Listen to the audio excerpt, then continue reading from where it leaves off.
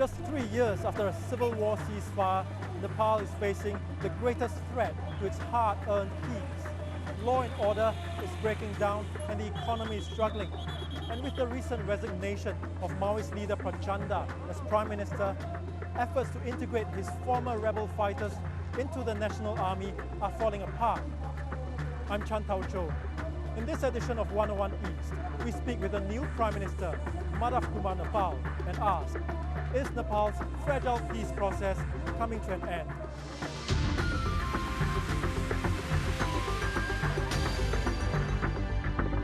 In a decade-long insurgency, the Maoists fought to overthrow Nepal's monarchy. They finally laid down arms in 2006, but peace has not been easy. Until today, 19,000 ex-Maoist combatants are still in UN-monitored camps, potentially a formidable fighting force. And with increasing civil unrest and communal violence, Nepal's future is looking uncertain again.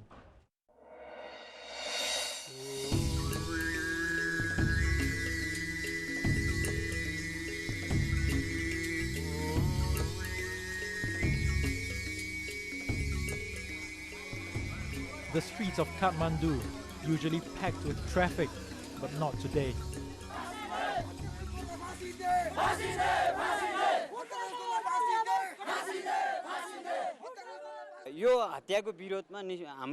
One of our leaders has been killed. We received directions from the top to protest against his murder by stopping all vehicle movement. The Young Communist League, a youth wing of the Maoists, say political rivals plotted the murder of their cadre member. People were forced to leave their cars at home, shops not allowed to open. Not for the first time in recent weeks, Nepal's capital was paralyzed by chaos. This is directly affecting our economics. Need to talk with government, not like this. This is not good. The frequent strikes in Nepal have put the spotlight on Maoist chairman Pushpa Kamal Dahal, better known as Prachanda, who resigned as Prime Minister in early May. Prachanda quit in protest of Nepal's president blocking his move to sack the army chief of staff. His deputy says the party still wants the army chief gone. This decision our government took to sack this army chief, that should be implemented, and the unconstitutional measure of the president should be corrected. These are our two demands. If they are met, then we are ready to lead the government and lead the peace process. In a 10-year conflict between the Maoists and the monarchy, 13,000 people were killed. Army Chief General Rukmanggut Katawal was seen as a pro-monarchy force, someone against the former rebel fighters' integration into the National Army, a key clause in the 2006 peace agreement. According to the Comprehensive Peace Accord, both sides are not allowed to recruit fresh members in the army. Against that, this man recruited 3,000 people. So on that basis, we warned him. When he refused to take the order of the government, then we took action against him.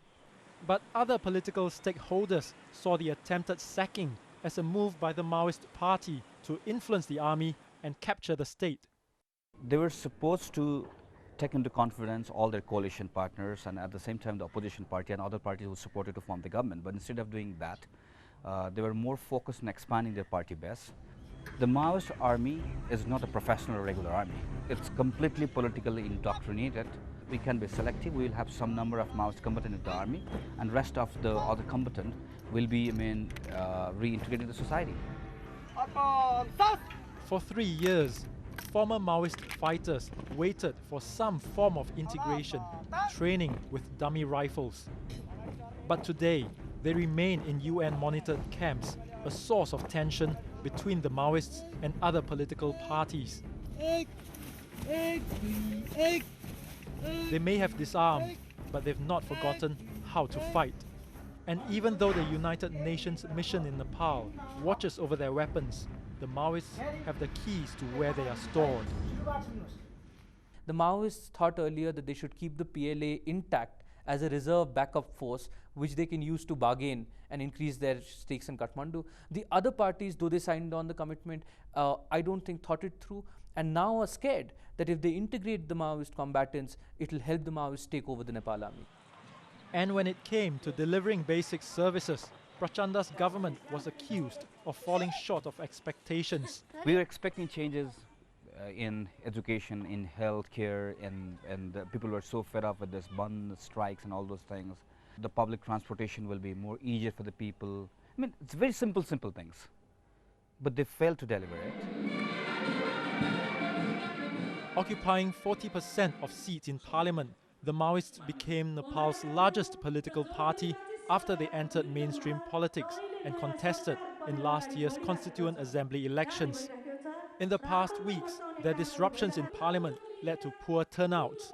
After the Maoists walked out, a 22-party coalition cobbled together to become the new government. Led by Madhav Kumar Nepal from a left-of-centre communist party, many of them have different ambitions and ideologies. Without cooperation from the largest party, the new government will struggle to meet the May 2010 deadline for writing a new constitution, as agreed in the peace deal. That is what Maoists want to establish, that no government can run without our cooperation. I mean, I accept it, but it's not in that way. It's virtually using the fear as a factor again. That is what I'm dead against the Maoists, that don't use fear as a factor. Instead of using fear, you have other choices left as well. I think the possibility of low-intensity conflict remains. What we are already seeing is a semi-anarchic kind of situation in many parts of the country. Bashaman Pun Ananta is a former commander of the Maoist insurgents and now sits high in the party hierarchy. He told me he led 6,000 fighters in a special force that fought in and around Kathmandu. For now, we do not see the need to prepare for war because we are committed to the peace process. But if all the roads are closed, just like in the past, if they try to push us, we will have our options ready. Even then, we will not go to war straight away. If the government is not responsible, we will first appeal to the masses and struggle from the streets. We will raise our voices everywhere. Those words send a chill down the spine of people like Balram Thapa. He lives in a village outside Kathmandu Valley. The shopkeeper still remembers in vivid detail one of the last and fiercest gun battles between the Maoists and the army in 2006. He lost the use of an arm in the crossfire when a stray bullet struck him. I hope the country does not go back to war. If it happens, we, the poor people, will be the ones who suffer. After the president prevented the army chief's sacking, the Maoists staged a protest. They came to the shops here and told us to shut down. We are going back to war, they said. You might get hurt. Stones might fly. They threatened us. What could we do? We closed our shops. So you take the case of any country in the world. When you fight for democracy, there is certain inconveniences for the time being, but ultimately people will benefit from democracy. If you can't help to make your people's life easier, don't at least make it more complex. And the most important is that, I mean, if there is no level of trust between this government and the Maoist, the peace process cannot move forward.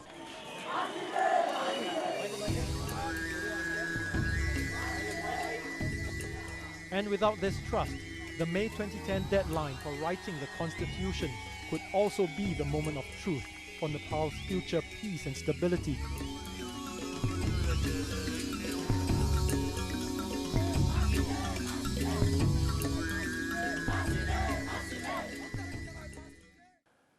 Joining me to talk about the challenges facing Nepal is the new Prime Minister, Madhav Kumar Nepal. Prime Minister, thank you very much for sharing your time. Thank you.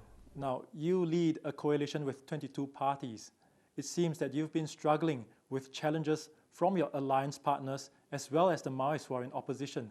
How do you even begin to build consensus and lead the country?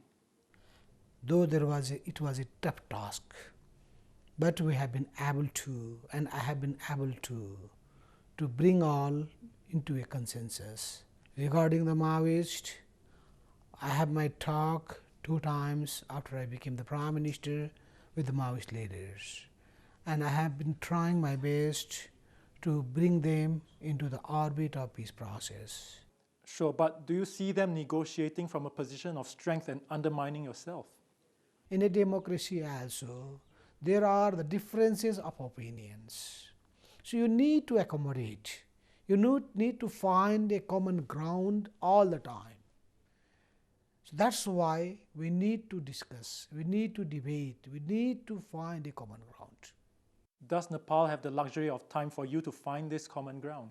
If the trust and confidence is there, then many complicated problems can be settled properly. That's the problem. There is a serious trust deficit. So how are you going to build this trust? How do you even begin to move ahead with the peace process under such a climate? So we give a benefit of doubt to all. We think that all have the stake in the peace. So there should be some common commitment. The commitment is that we must address the present problem, present responsibility that has been bestowed on us by the history, by the time. Okay, we'll have to take a short break now. When we come back, we continue our conversation with Nepali Prime Minister Madhav Kumar, Nepal. Stay with 101 East.